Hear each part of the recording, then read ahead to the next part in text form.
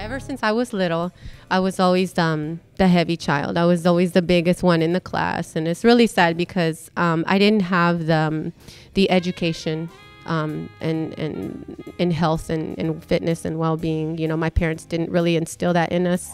I grew up in Nebraska, so I'm not anywhere from around here. So I grew up in the state of Nebraska, and I mean, you have a bunch of livestock and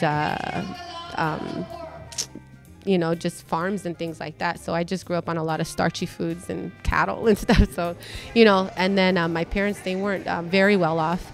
So, you know, we had limited funds, and, you know, it costs more now to eat healthy than it is to, it's easier and cheaper to eat the junk food. So I grew up heavy all my life. So there was always, I was always had the friends who were probably like half my size. And so it was really sad, you know, so I kind of grew up with a complex and low self-esteem. And I always wanted to be cool like everybody else. And, you know, I wanted to just be somebody.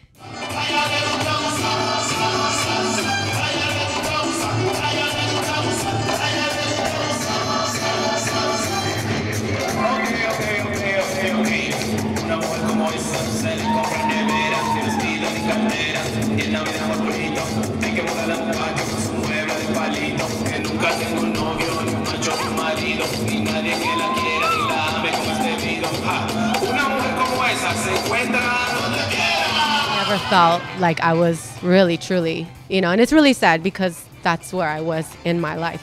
I never really felt that I was really anybody, and I didn't know where my place was.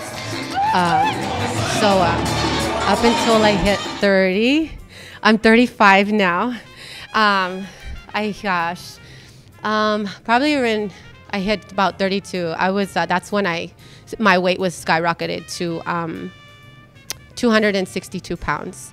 And I was so depressed. I was so overweight. I was like a size 24. So for a female, that's like really big. That's like two X's in like your clothes. Like that's what men are wearing, you know, for fashion. So that's really, it was just not a good time for me health-wise. And I had 2 boys, and then with all the weight gain, and then in addition, my father had passed. So I didn't want to do anything. I was in a hole, a deep, dark, nasty little depressing hole.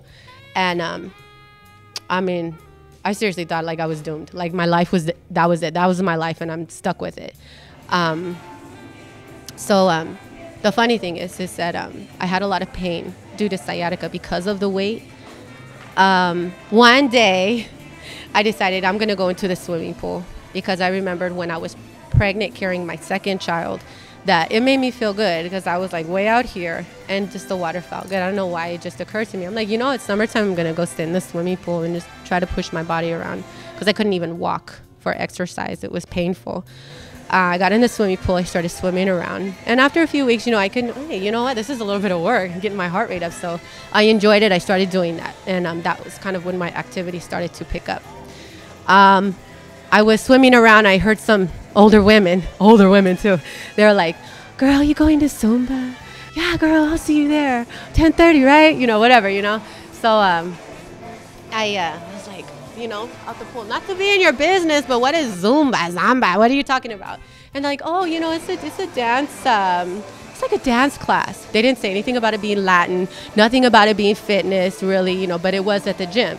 So I was like, okay, let me go check this out. You know, these old ladies can do it. You know, no disrespect, but you know, if these older women can do it, why not? I'm gonna go check it out. You know, even though I'm big and whatever. So I went.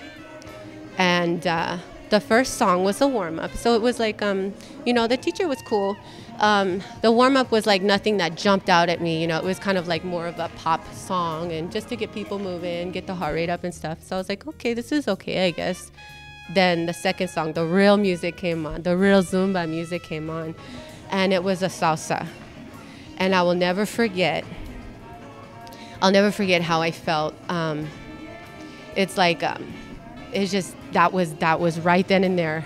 That was a milestone for me because when the music came on, I couldn't stop, dead in my tracks, and I was like, what the heck is it? Oh my God. I got so stirred up with emotion. because it took me home. Like I said, I was so depressed and so sad and just in the darkest place, and I felt like nobody understood me. I felt like I had nobody, and then just something about the music